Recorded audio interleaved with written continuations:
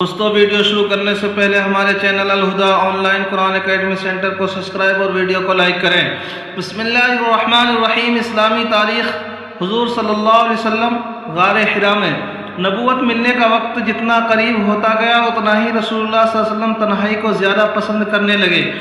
سب سے الگ ہو کر اکیلے رہنے سے آپ کو بڑا سکون ملتا تھا۔ آپ اکثر کھانے پینے کا سامان لے کر کئی دن تک مکہ سے دور جا کر حرا نامی پہاڑ کے ایک غار میں بیٹھ جاتے تھے اور ابراہیمی طریقے اور اپنی پاکیزہ فطرت کی رہنمائی سے اللہ کی عبادت اور ذکر میں مشغول رہتے تھے۔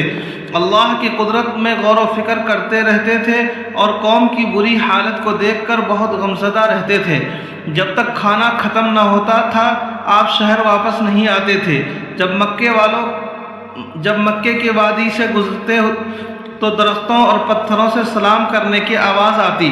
آپ دائیں بائیں اور پیچھے مڑ کر دیکھتے تو درختوں اور پتھروں کے سوا کچھ نظر نہ آتا۔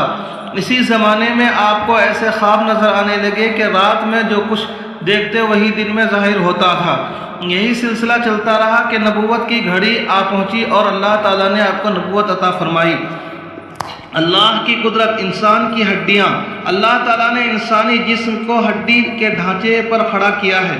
یہ ہڈیاں انسانی جسم سے کئی گنا زیادہ وزن اٹھانے کی صلاحیت رکھتی ہیں۔ جب انسان قدم اٹھاتا ہے تو اس کی ہڈی پر جسم سے کئی گنا زیادہ وزن پڑتا ہے، اور کوہلے کی ہڈی 3000 کلو وزن اٹھانے کی صلاحیت رکھتی ہے اور اسٹیل سے زیادہ مضبوط اور اس سے 10 گنا زیادہ لچکدار ہوتی ہے۔ اگر یہ ہڈیاں بھی اسٹیل کی طرح وزنی ہوتی تو اس کا وزن بھی ہمارے لیے ناقابل برداشت ہو جاتا۔ بے شک ان ہلکی پھلکی ہڈیوں میں اسٹیل سے زیادہ طاقت و قوت پیدا فرمانا اللہ کی زبردست قدرت ہے۔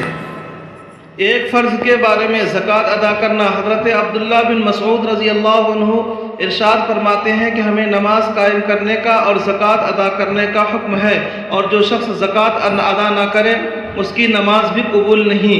ایک سنت کے بارے میں چھینک آئے تو منہ پر کپڑا یا ہاتھ رکھ لے۔ رسول اللہ صلی اللہ علیہ وسلم کو جب چھینک آتی تو آواز کو آہستہ کرتے اور چہرے مبارک کو کپڑے سے یا ہاتھ سے ڈھانک لیتے تھے۔ ایک اہم عمل کی فضیلت، اپنے اہل و عیال پر خرچ کرنا۔ رسول اللہ صلی اللہ علیہ وسلم نے فرمایا، ایک وہ دینار جسے تم نے اللہ کے راستے میں خرچ کیا، اور ایک وہ دینار جسے تم نے کسی غلام کی آزاد کرنے میں خرچ کیا، اور ایک وہ دینار جو تم نے کسی غریب کو صدقہ کیا، اور ایک وہ دینار جو تم نے اپنے گھر والوں پر خرچ کیا، تو ان میں سے اس دینار کا اجر و ثواب سب سے زیادہ ہوگا جو تم نے اپنے اہل و عیال پر خرچ کیا۔ ایک گناہ کے بارے میں تجارت میں جھوٹ بولنا۔ رسول اللہ صلی اللہ علیہ وسلم نے فرمایا، تاجر لوگ بڑے گنہگار ہوتے ہیں۔ لوگوں نے کہا، یا رسول اللہ، کیا اللہ تعالیٰ نے تجارت کو حلال نہیں کیا؟ آپ صلی اللہ علیہ وسلم نے فرمایا، ہاں بے شک، لیکن وہ قسم کھا کر گنہگار ہوتے ہیں اور بات کرتے ہوئے جھوٹ بولتے ہیں۔ دنیا کے بارے میں بد نصیبی کی پہچان۔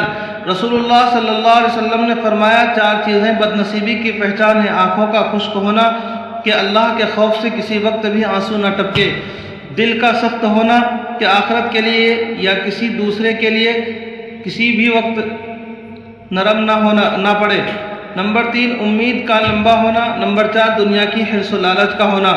آخرت کے بارے میں جنت والوں کا انعام و اکرام۔ قرآن میں اللہ تعالیٰ فرماتا ہے، جنتی لوگ جنت میں سلام کے علاوہ بیکار و بیہودہ بات نہیں سنیں گے، اور جنت میں صبح شام ان کو کھانا وغیرہ ملے گا۔ یہی وہ جنت ہے جس کا مالک ہم اپنے بندوں میں سے اس شخص کو بنائیں گے اللہ سے ڈرنے والا ہوگا۔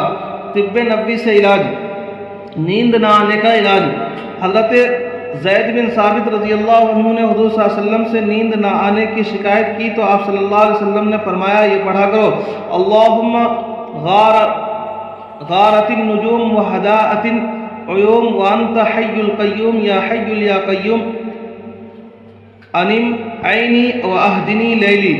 ترجمہ، اے اللہ، ستارے چھپ گئے اور آنکھیں پرسکون ہو گئی، تو ہمیشہ زندہ اور قائم رہنے والا ہے۔ اے ہمیشہ زندہ اور قائم رہنے والا، میری آنکھ کو سلا دے اور میری رات کو پرسکون بنا دے۔